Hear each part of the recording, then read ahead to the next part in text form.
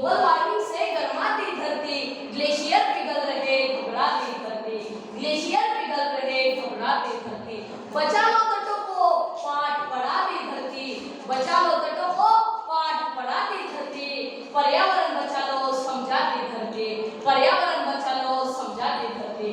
सन्माननीय व्यासपीठ उपस्थित मान्यवर आणि माझ्या मित्रांनो, आज माझ्या भाषणाचा विषय आहे जागतिक तापमान वाढ म्हणजे ग्लोबल वॉर्मिंग।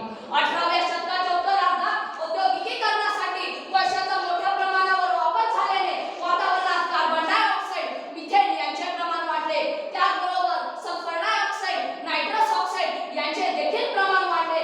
याच वायूमुळे पृथ्वीवरून परावर्तित होणारी किरणे पृथ्वीच्याच वातावरणात अडकली आणि पृथ्वीचे तापमान वाढले। यालाच जागतिक तापमान वाढ किंवा ग्लोबल वॉर्मिंग असे म्हणतात। क्लायमेट चेंज आणि ग्लोबल वॉर्मिंग हे शब्द जवळजवळ आता प्रत्येकास परिचित आहेत। ग्लोबल वॉर्मिंगवर नियंत्रण ठेवणे खूप आव्हानात्मक आहे, तथापि ते अनियंत्रित मात्र नाही। कोणत्याही समस्येचे निराकरण करण्याची पहिली पायरी म्हणजे समस्येचे कारण ओळखणे, दुसरी पायरी म्हणजे समस्येच्या परिणामाचा विचार करणे आणि तिसरी पायरी म्हणजे समस्येवर उपाययोजना करणे। ग्लोबल वॉर्मिंगची विविध कारणे: हरितगृहातून निर्माण होणारे वायू कार्बन डायऑक्साईड, सल्फर डायऑक्साईड, खाणकामातून निर्माण होणारा मिथेन, ज्वालामुखीच्या उद्रेकातून ऑटोमोबाईल, जीवाश्म यांच्या बेसुमार वापरामुळे वाढत जाणारी कार्बन डायऑक्साईडची पातळी।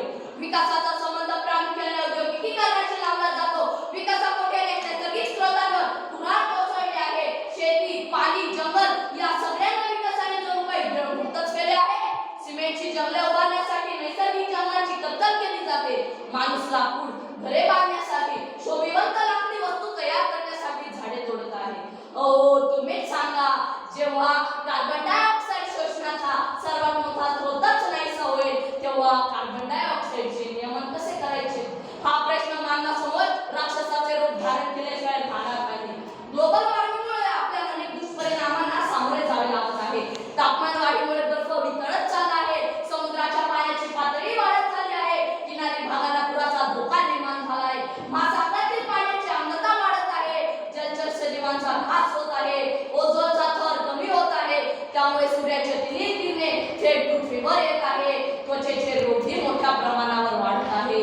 ग्लोबल वॉर्मिंगचा सर्वाधिक परिणाम पर्जन्यावर झाला आहे। काही भागात दुष्काळ तर काही भागात जोरदार पाऊस, पुराचा सामना आपल्याला करावा लागत आहे। याचा नियमित पर्जन्याचा, बदलत्या हवामानाचा परिणाम नुसता पिकांवर, वनस्पतीवरच नव्हे तर प्राणी मात्रांवर देखील झाला आहे। प्राण्यांच्या तर काही प्रजाती नामशेष होण्याच्या मार्गावर आहेत। आजच्या परिस्थितीवरून आपण असे समजू शकतो की आपली पृथ्वी आजारी आहे, तिला आपण सर्व मानवांनी मिळून बरी करणे आवश्यक आहे।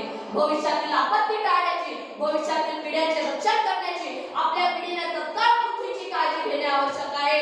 मित्रांनो, आपली पिढी पर्यावरणातील बदल पाहणारी पहिली पिढी आहे आणि याबाबत काही करू शकणारी शेवटची पिढी आहे, एवढं मात्र लक्षात ठेवा। ग्लोबल वॉर्मिंग थांबविण्याचे अनेक उपाय आहेत। एकच महत्त्वाचा उपाय सांगतो, झाडे लावा, झाडे जगवा। संपूर्ण जगाला भेडसावणारा ग्लोबल वॉर्मिंग, त्याच्या मुळाशी बऱ्याच अंशी कारणीभूत असणारा माणूस, त्याची ऐषआरामाची जीवनशैली, त्याच्या चुकींमुळे निसर्गात झालेल्या हानीचे वर्णन करणारे कविता। बुद्धिमंत तू, चतुर तू ही या प्राणी मात्रात साऱ्या, येऊनी मनुष्य जन्मा घेतल्यास उंच उंच भराऱ्या, तुझ्या हुशारीचे कौतुक करावे तितके थोडे, म्हणे सृष्टिकार्य माणसा, माणसाची हे तुझे वावडे। ओसाड वने, ओसाड राणी, केली सोसाड गर्द झाडी, होतोच कामक कावरा बावरा, जेव्हा पाऊस मारतो दडी, इतकं सगळं करून होतोच पुन्हा मात्र नामा निराळा, म्हणे चक्र फिरले देवाचे, कसला हा कोप झाला, पायी हव्यासा धावून गेलास या वसुंधरेचा तुहार, अशी प्रगती काय कामाची, घेई पुढे तुझाच घास, जगण्याआधी तर काय